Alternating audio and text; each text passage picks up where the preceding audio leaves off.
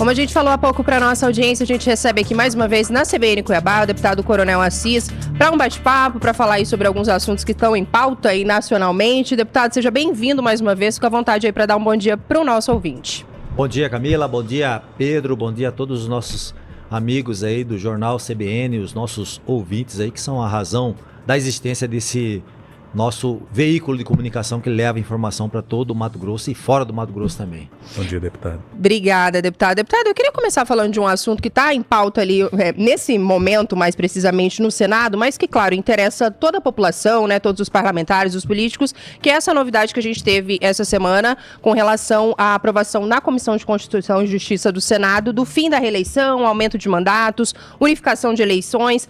Queria saber como é que o deputado Coronel Assis está acompanhando esse tema, qual que é a opinião do senhor com relação a essas pautas que, né, nesse momento estão no Senado, mas vão chegar à Câmara dos Deputados também. Com certeza, nós estamos acompanhando isso de perto. Eu acho que é um grande avanço, né, pro Brasil. Eu entendo que nós temos aí eleições a cada 2 anos, né? O Brasil, ele perde muito com isso, porque tem pessoas que vivem o tempo todo, né, fazendo campanha, trabalhando em prol aí de seu projeto político, e nesse momento, a partir do momento que você unifica tudo, você tem aí uma possibilidade maior de se dedicar à questão do mandato, a entregar mais para a sociedade, e isso é importante, que às vezes a pessoa é eleita vereador, mas já está pensando lá na frente em ser deputado, aquele eleito deputado está pensando em ser senador, outro pensando em ser prefeito, e eu acho que isso acaba tendo aí um conflito dentro da sua proposta para que você foi eleito. Então eu vejo com bom sinal, além da questão da economia também, de se ter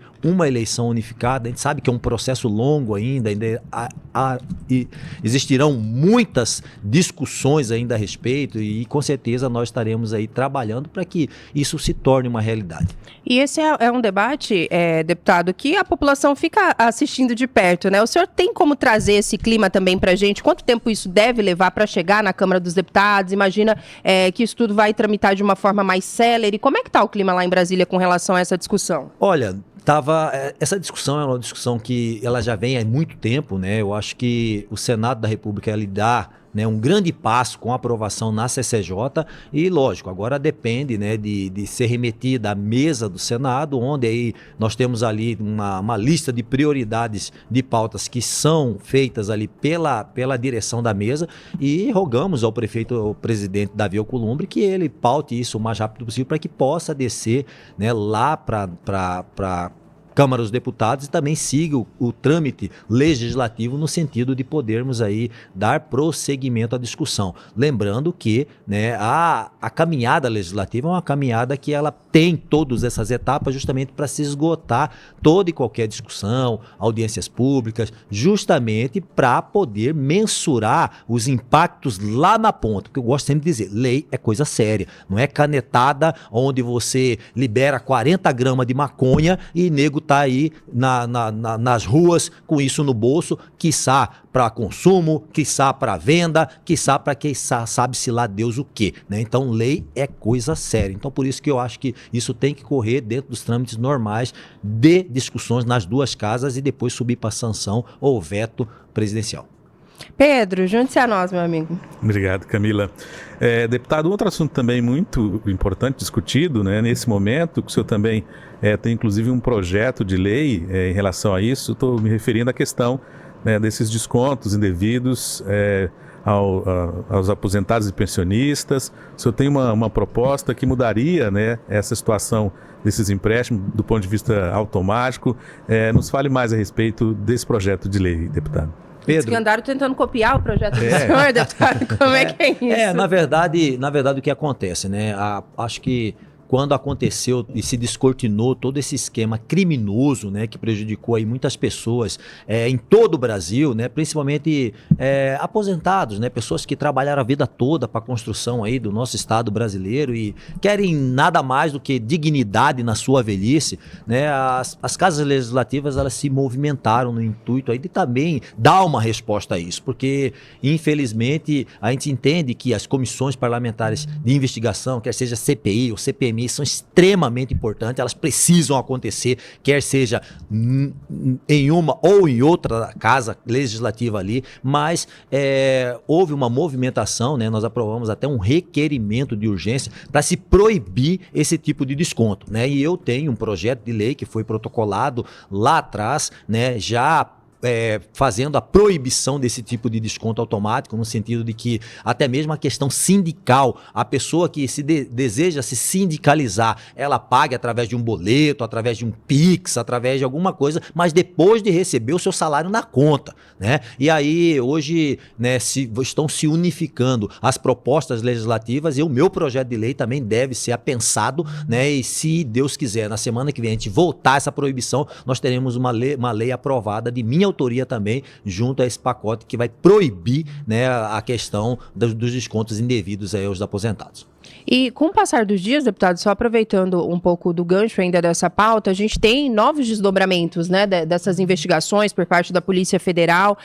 Como é que o senhor está acompanhando também toda essa movimentação e as respostas por parte do governo federal com relação a esses escândalos envolvendo as fraudes no INSS? Infelizmente o governo ele luta a todo instante para tentar aí, né, digamos assim, colocar panos mornos nisso, tentar varrer isso para debaixo do tapete, mas isso não tem como, né? A partir do momento que já se tornou uma investigação, nós já ultrapassamos do controle estatal disso. Aí, lógico, né? Eles tentam aí sabotar, né, os instrumentos de investigação das duas casas, quer seja CPI, CPMI, no sentido de não deixar que os governistas assinem essas iniciativas, mas a gente conseguiu as assinaturas, eu acredito que nós teremos aí grandes revelações, né? Já estão falando da questão do empréstimo consignado também, estão falando aí de outras situações que envolvem até personalidades políticas, né? Eu ouvi falar que os sindicatos não vão segurar, né, esse tipo de situação, irão entregar políticos que participaram disso ou daquele esquema. Então isso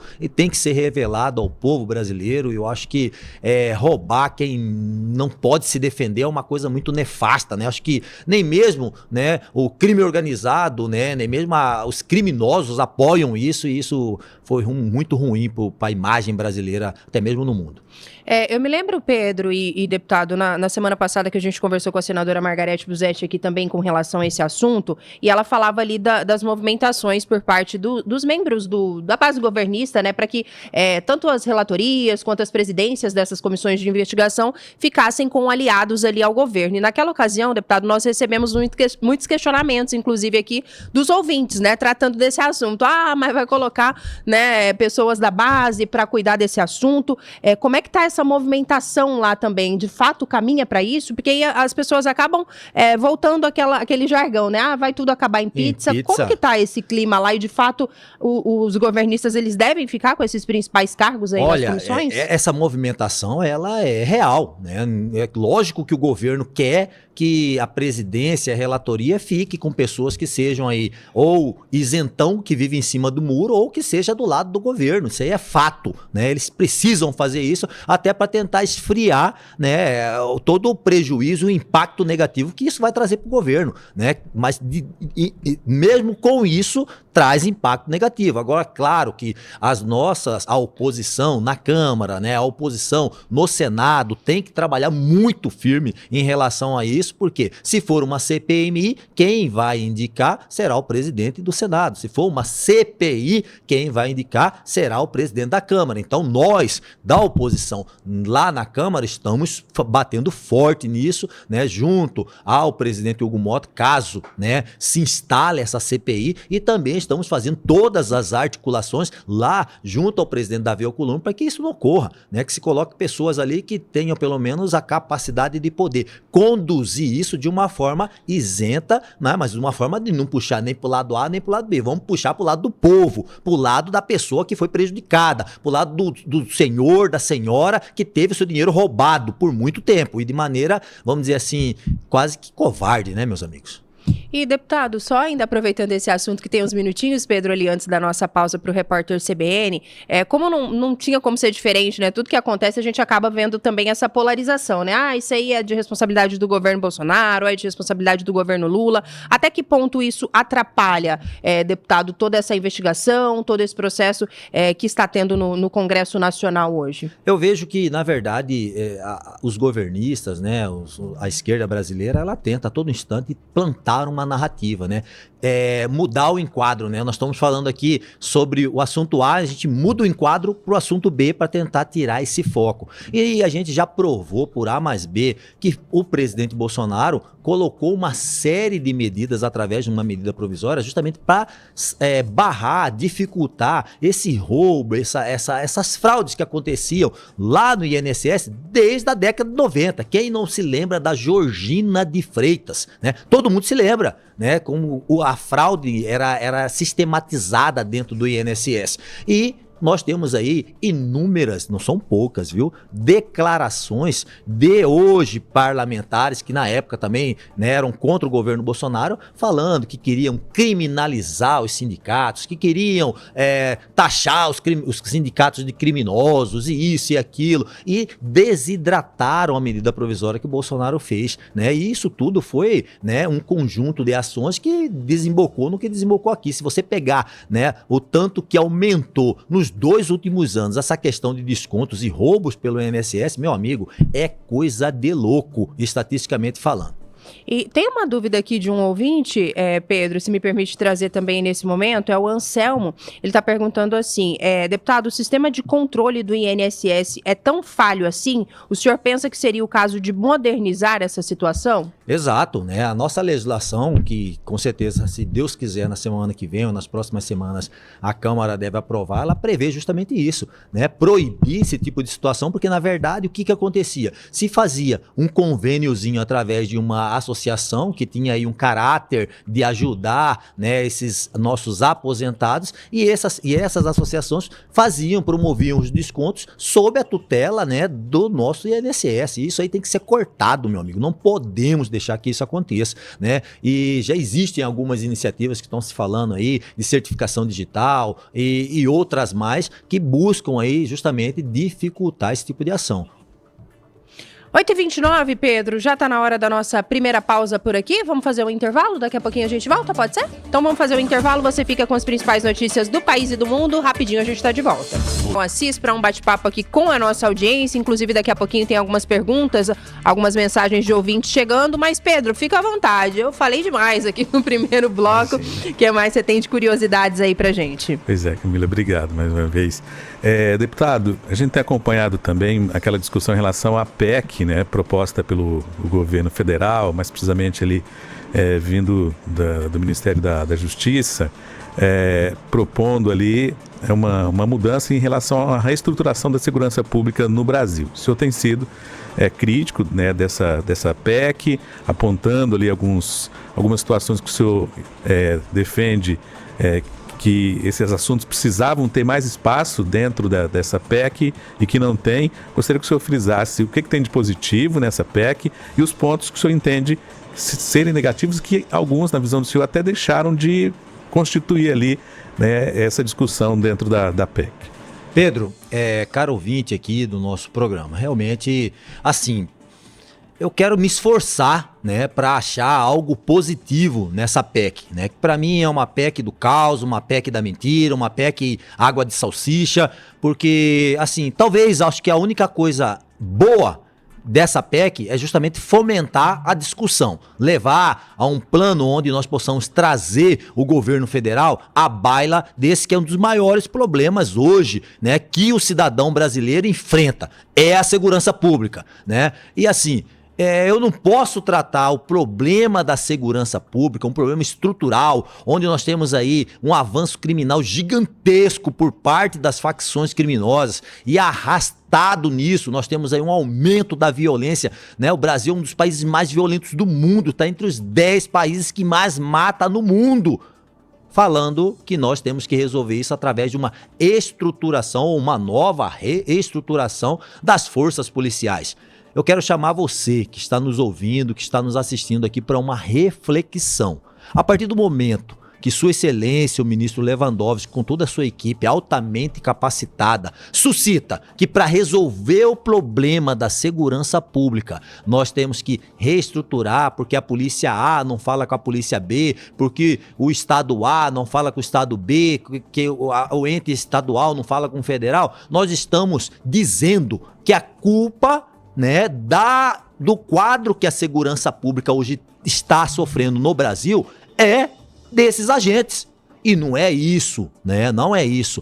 Esses agentes são parte da solução, né? Se nós, né, não tivermos aí a coragem de criar um ambiente jurídico diferenciado dentro da parte penal, processual penal e na execução penal, nós estaremos chovendo no molhado e fazendo o que ele está fazendo aí, viu? Tentando terceirizar a culpa por uma coisa que é responsabilidade de todos nós, né? Eles têm que fazer a parte deles como governo federal, nós temos que fazer a nossa parte como legislativo federal, o judiciário tem que fazer a parte dele como, né, intérprete da legislação de uma forma que tem que interpretar. Esses dias atrás eu até vi um comentário de um advogado falando que às vezes muitas decisões judiciais são tomadas no Brasil, né, levando em conta falhas processuais e não na letra da lei, né? Então isso acaba também trazendo um prejuízo. Então, na verdade, eu falo que o ministro Lewandowski teria que trazer essa PEC justamente para tentar enfrentar esse grande problema que são as organizações e facções criminosas que estão dominando o Brasil, né? Nós temos aí a questão do domínio físico através, né, das barricadas, das barreiras que delimitam os territórios, e tem o domínio que é oculto, como acontece em outras cidades, onde se cobra mensalidade de comerciante, taxa de água, taxa de gás, taxa de tudo, além da venda de drogas e do domínio do poderio da violência, né, meus amigos? O ministro até, ali no argumento, diz que a intenção é justamente fazer uma colaboração, né? Seja a Polícia Nacional, vamos colocar assim, a Força Nacional, com as forças estaduais e eventualmente municipais. O senhor não entende dessa forma? Na opinião do senhor, isso deveria ser tratado... O Estado tem que ter uma responsabilidade maior?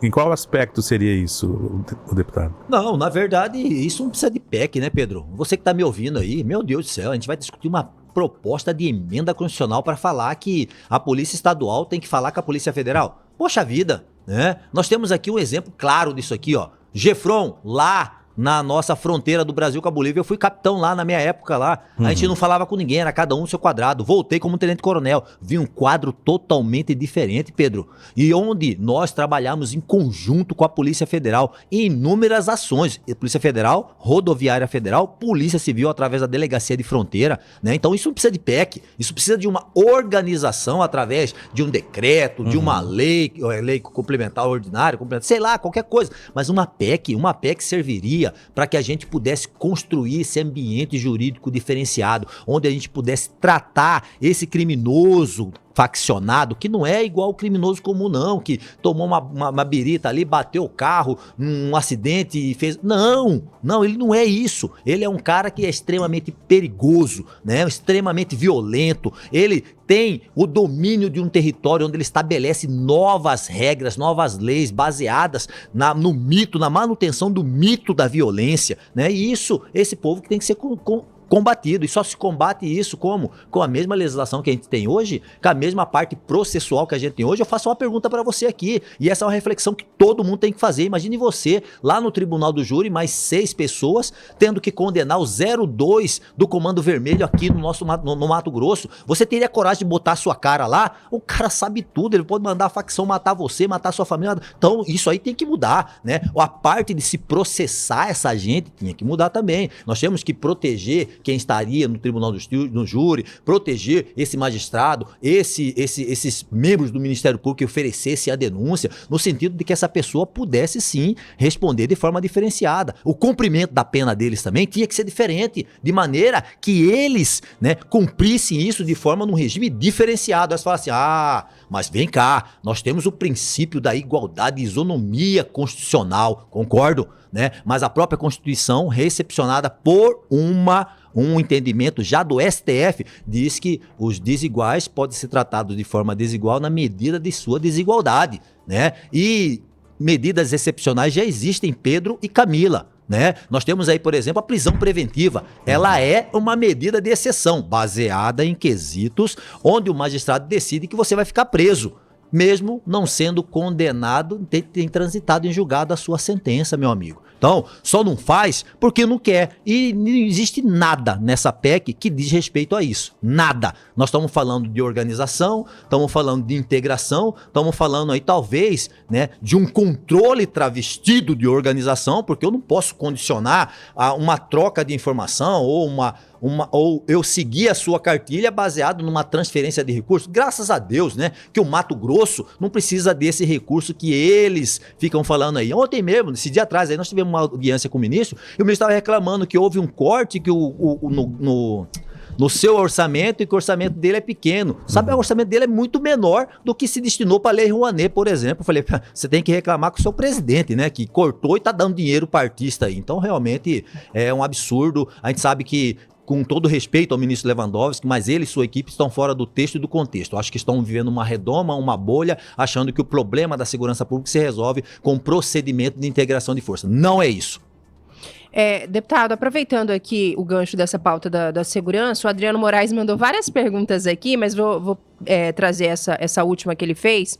Deputado, o que o senhor está achando da segurança pública em Mato Grosso? As facções criminosas já venceram ou ainda temos chance? É a pergunta do Adriano Moraes, que está aqui conosco, conectado nessa manhã, deputado. Olha, infelizmente o fenômeno facção criminal, ela está em todo o Brasil, né? No Mato Grosso não é diferente. A gente sabe que eles promovem, sim, né, esse domínio oculto aí dentro dos nossos bairros, né, das nossas cidades, e só não fazem isso de maneira ostensiva, como acontece em outros estados, porque aqui a polícia ainda dá resposta, né? Nós temos aí operações que estão sendo desenvolvidas, nós temos ações que estão sendo desenvolvidas, mas é aquela história. Eu não posso, de maneira alguma, me basear, né, uma redução ou recuo por parte dessas organizações e facções criminosas somente na atividade policial. Eu tenho que dar condições para que esse policial desenvolva o seu trabalho através de uma legislação, né, onde esse camarada pague pelo crime que ele fez, né, e não saia na audiência de custódia ou tenha sua pena reduzida ou colocada diferenciada aí no momento que ele consegue atingir um determinado ponto de cumprimento e já vai para um próximo regime de cumprimento aí, ou semiaberto ou aberto. Então isso, né, tudo tem que ser mensurado. A segurança pública não pode ser olhada de forma monocular ou só sobre um prisma. Ela é ampla, ela é irrestrita. Nós temos que combater isso em todas as frentes.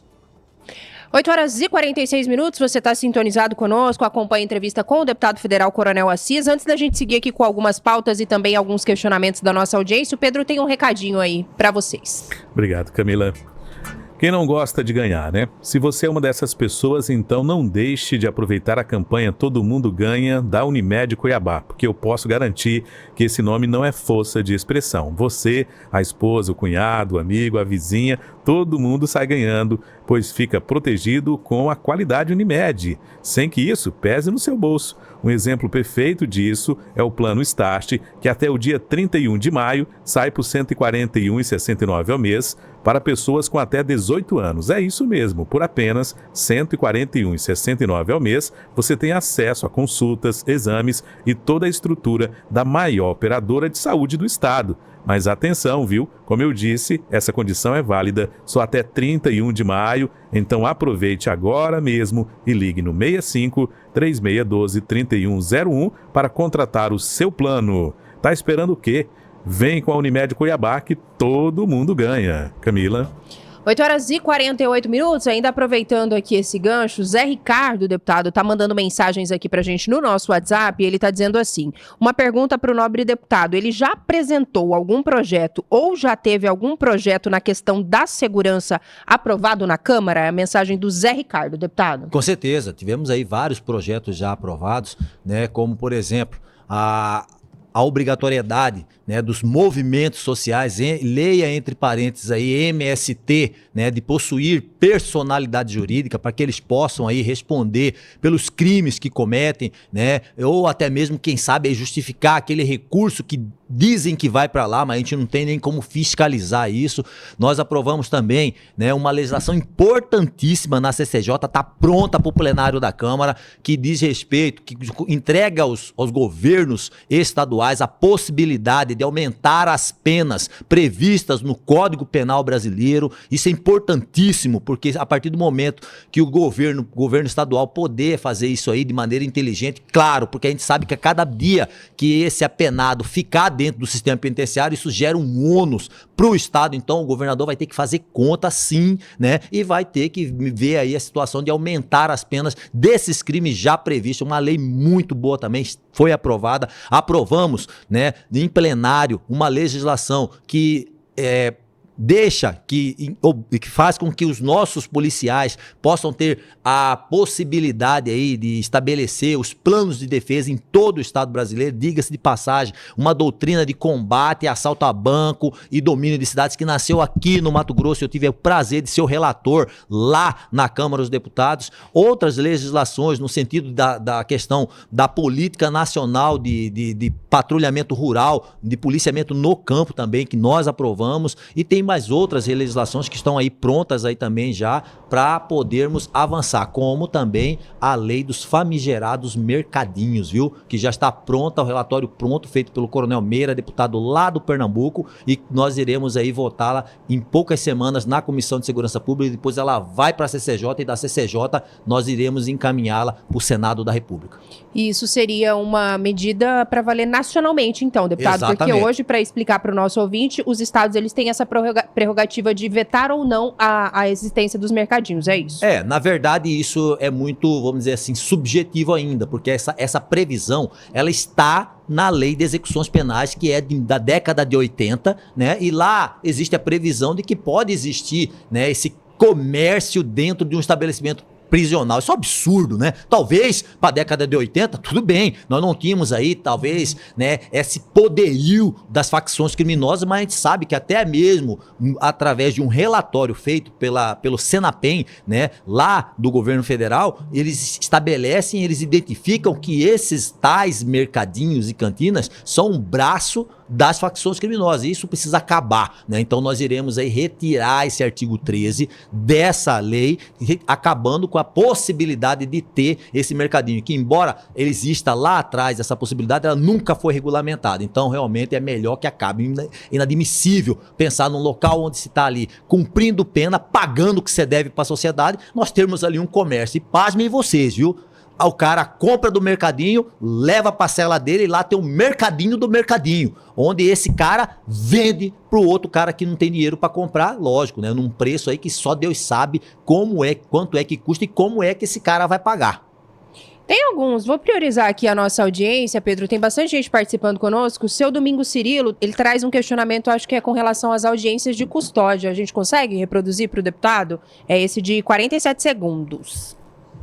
Bom dia.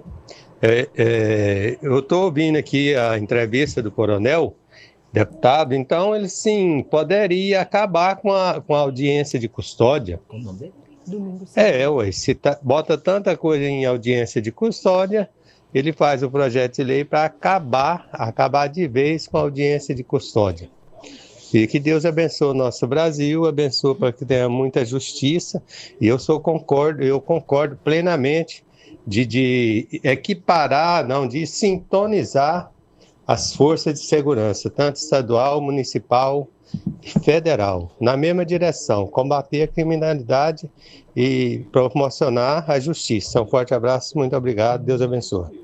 Tá aí, deputado, seu Domingos é lá de VG, inclusive. Opa! Terra do senhor, fez aniversário esses dias. Verdade. E tá falando aí a respeito das audiências de custódia. Ô, seu Domingos, obrigado aí pela audiência, obrigado pela pergunta. Realmente, às vezes, é que as pautas parlamentares, talvez, às vezes, não chegam na ponta, né, como deveriam chegar. Mas esse projeto já existe, né? Esse projeto, ele prevê aí, né, acabar com essa situação das audiências de custódia, que eu também enxergo como um escárnio, né? Eles pegaram um dispositivo que talvez serviria para a gente poder acelerar, né, essa questão judicial da presença desse cara que está sendo custodiado pelo Estado na frente de um magistrado e deturparam, né, no intuito de promover a política do desencarceramento. Diga-se de passagem, né, um dos grandes defensores que comemorou esses dias atrás que 600 mil criminosos que haviam sido presos saíram na audiência de custódia, chama-se, né, Ricardo Lewandowski, que é o atual ministro da Justiça e Segurança Pública. Então já existe esse projeto. Na verdade, o projeto que acaba com a audiência de custódia para pessoas que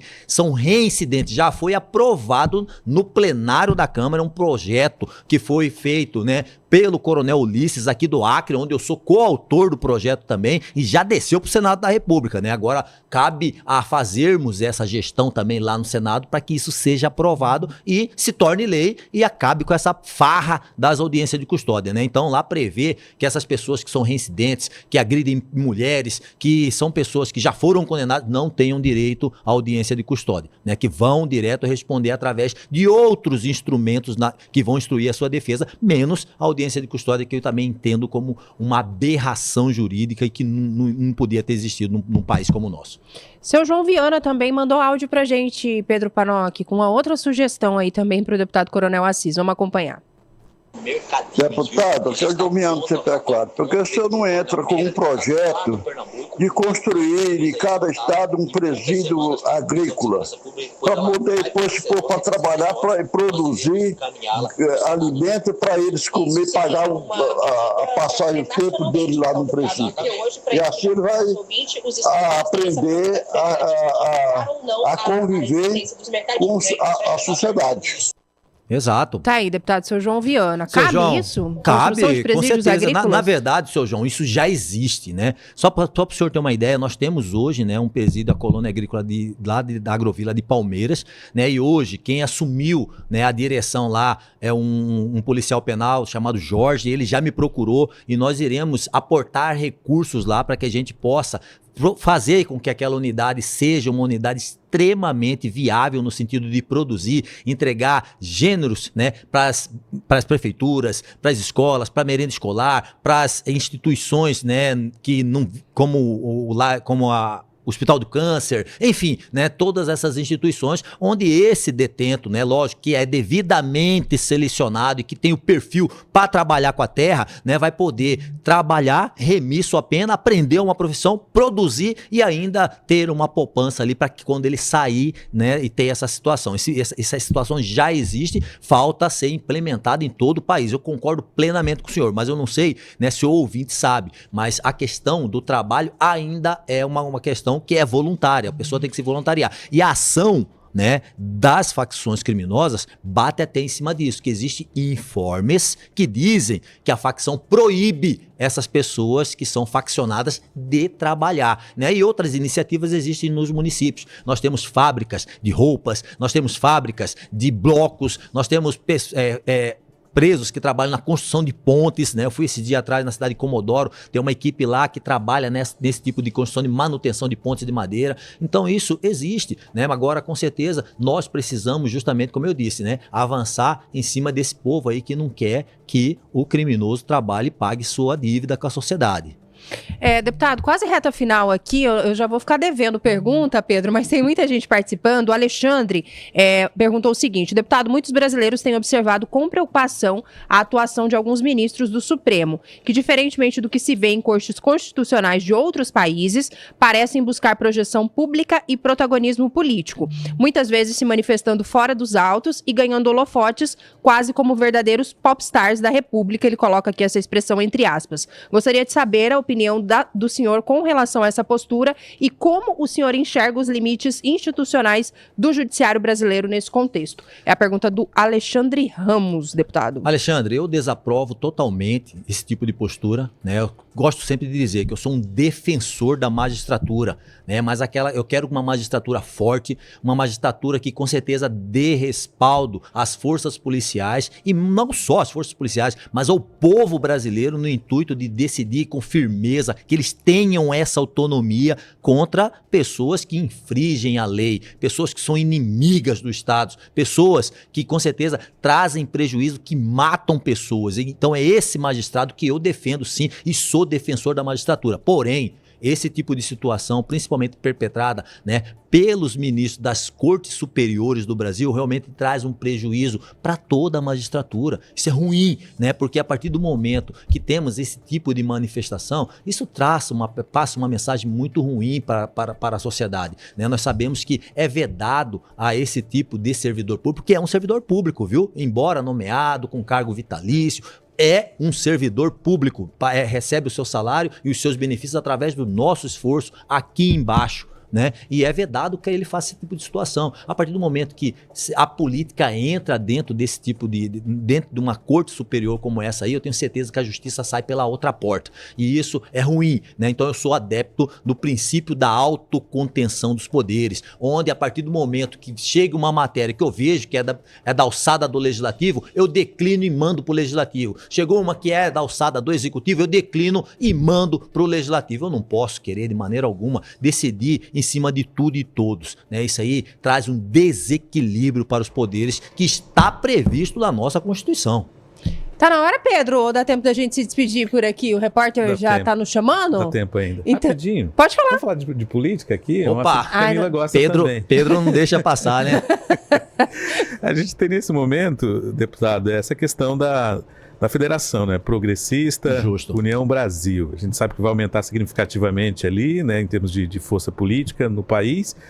Como que o senhor avalia essa federação? Como é que o senhor deve se portar diante do que está acontecendo aí? Olha, eu converso muito com o presidente nacional do nosso partido, Antônio de Rueda, um grande amigo, uma pessoa que nós temos ali uma amizade, foi muito bem construída dentro, né, da nosso trabalho parlamentar ali, enquanto partidário do União Brasil, e ele nos garantiu, né, e está muito feliz com essa questão da nossa federação com o PP, né? Lá no Congresso Nacional a gente passa para uma bancada muito considerável, muito forte, no sentido de podermos aí participar de pautas importantes, né, justamente, né, no intuito de posicionar bem o Partido União Brasil, agora junto com o Partido Progressistas, dentro desse cenário nacional. Eu acho que isso vem para somar. E eu tenho certeza que os nossos dirigentes partidários, né, estão aí muito atentos a isso. Afinal, no ano que vem nós temos aí eleições e isso acaba influenciando na formação de chapas, né, na escolha de nomes para as majoritárias, para as proporcionais, e eu tenho certeza que a União Brasil aí vai estar fazendo, junto com o Progressista, um trabalho profícuo no sentido de também contribuir para que o Brasil cresça e vá avançando. Dá tempo da sua curiosidade, que eu sei que você tem também. Não, eu queria só saber se o deputado fica, né, nesse grande partido que vai formar, porque há muitos comentários de uma ida do senhor pro PL, né, deputado? Verdade. Como é que tá isso? Até em razão da proximidade das pautas, né, das lideranças do partido. Assim, o Partido do União Brasil, ele é um partido muito independente lá na Câmara, né? Nós tivemos sempre a garantia por parte da nossa liderança, quer seja pelo deputado Elmar Nascimento e agora com o Pedro Lucas, que foi uma das pessoas que eu participei da articulação para que ele pudesse assumir a liderança do nosso partido na Câmara, essa independência. Embora tenhamos aí, né, 3 ministérios que estão basicamente sobre, né, a batuta do nosso partido, do União Brasil, nós temos essa independência de poder votar de acordo com as nossas convicções e com o nosso posicionamento político. Eu sou um deputado de oposição, sou vice-líder da oposição, né, hoje no Congresso Nacional, na Câmara dos Deputados, e nunca houve problema algum em relação a isso, porque nós temos essa garantia que é dada pelo nosso presidente Antônio Rueda e também pela liderança do partido na Câmara. E lógico, meu amigo, você ali na Câmara, você se relaciona com outros, né, inúmeros deputados, quer seja do Novo, do PL, do Republicanos, do Progressistas, e a gente tem muitos convites, né? Então, claro que não é o momento de se falar sobre isso, de se pensar sobre isso, nós iremos analisar todas as nuances, como eu disse, né? Nós teremos que formar chapas, ver nomes, para poder nos colocar à disposição de um novo pleito no ano que vem. A única certeza que eu tenho, sou candidato à reeleição ao cargo de deputado federal. Partido, a gente vai estar analisando e não tem nada certo com ninguém ainda. Obrigada, deputado. Agradecer ao senhor mais uma vez pela companhia. Agora sim, a gente tem que ir para o Repórter CBN, agradecer também toda a equipe da assessoria. Volte sempre. Obrigado, Pedro. Um abraço a todos aí. Contem conosco aí, ó.